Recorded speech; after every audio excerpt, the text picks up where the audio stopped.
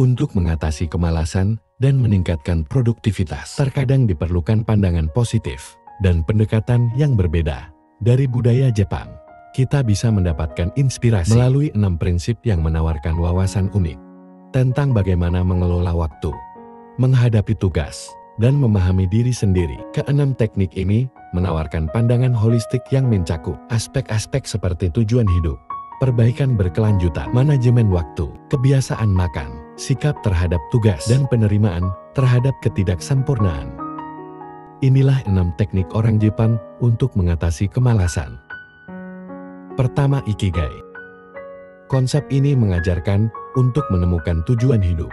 Konsep ini memperlihatkan bahwa ketika kamu menemukan sesuatu yang memberikan makna dan tujuan dalam hidup kamu, itu bisa menjadi pendorong utama untuk melawan kemalasan. Dengan menemukan Ikigai, lo bisa merasa terhubung dengan tujuan hidup, yang kemudian memberi lo semangat dan motivasi untuk menghadapi hari-hari dengan antusias. Ini bisa berupa hobi, pekerjaan, atau aktivitas lain yang memberikan kepuasan dan memberikan arti dalam hidup. Dengan mengetahui dan memahami Ikigai, lo bisa menciptakan dasar motivasi yang kuat untuk mengatasi rasa malas dan tetap fokus pada hal-hal yang benar-benar penting dalam hidup kamu. Oleh karena itu, menemukan tujuan atau Ikigai adalah langkah awal yang penting dalam mengatasi kemalasan. Kedua, Kaizen. Ini mencerminkan filosofi perbaikan berkelanjutan.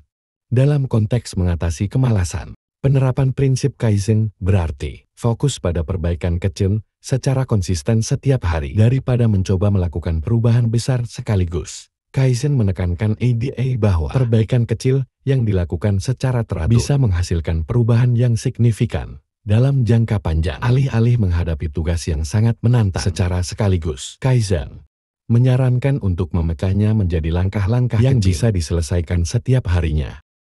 Dengan berfokus pada perbaikan kecil, lo bisa membangun kebiasaan positif, mengatasi hambatan secara bertahap, dan bisa mencapai sesuatu setiap harinya. Hal ini bisa membantu mengurangi rasa malas, karena tugas yang terlihat lebih kecil dan bisa diselesaikan dengan mudah, sehingga meningkatkan rasa pencapaian dan motivasi secara keseluruhan. Ketiga, teknik Pomodoro. Ini adalah suatu pemahaman terhadap manajemen waktu yang dirancang meningkatkan produktivitas. Teknik ini melibatkan pembagian waktu kerja menjadi bagian-bagian tertentu dengan istirahat singkat di antara setiap bagian. Kerja tanpa gangguan selama 25 menit. Fokus utama dalam teknik Pomodoro adalah bekerja dengan konsentrasi tinggi selama periode waktu tertentu, biasanya sekitar 25 menit. Selama periode ini, kamu berkomitmen untuk bekerja pada tugas tertentu tanpa gangguan atau distraksi. Setelah kerja 25 menit, lakukan istirahat singkat selama 5 menit. Ini bertujuan untuk memberi otak kesempatan untuk bersantai sejenak. Ulang terus hal ini sebanyak 4 kali. Setelah itu istirahatlah lebih panjang, sekitar 30 menit. Teknik Pomodoro membantu mengatasi kemalasan dengan membuat tugas terlihat lebih terkelola dan memberikan jeda secara teratur, mencegah kelelahan, dan menjaga konsentrasi.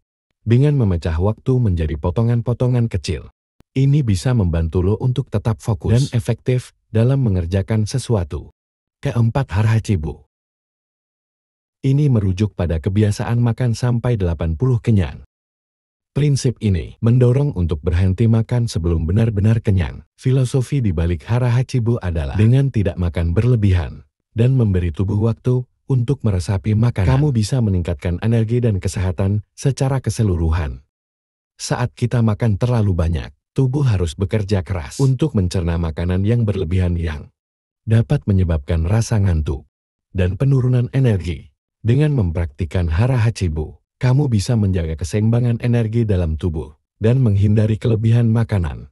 Ini dapat membantu mencegah rasa malas yang sering terkait dengan perasaan kenyang berlebihan setelah makan. Selain itu, Harahachibu mendukung konsep hidup sehat dan seimbang dengan menghargai kebutuhan tubuh tanpa berlebihan.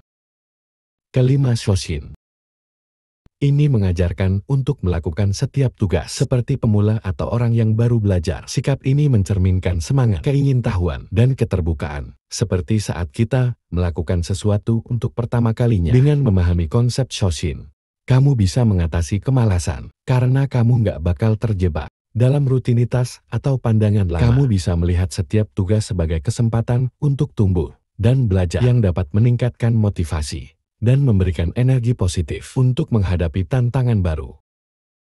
Terakhir, wabi-sabi ini mengusulkan untuk menerima ketidaksempurnaan dan menghindari stres berlebihan terhadap setiap detail kecil.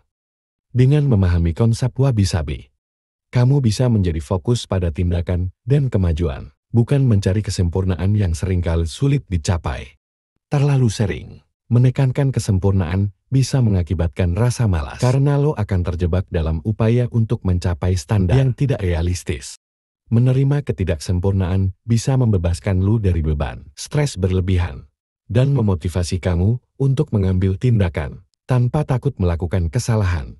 Sikap ini mendorong untuk menghargai proses dan perkembangan, sambil menyadari bahwa kehidupan dan pekerjaan tidak selalu sempurna. Dengan cara ini, wabi-sabi mendukung gagasan bahwa bertindak lebih baik daripada menunggu kesempurnaan yang nggak bisa dicapai. Itulah 6 teknik yang dilakukan oleh orang Jepang untuk mengatasi kemalasan.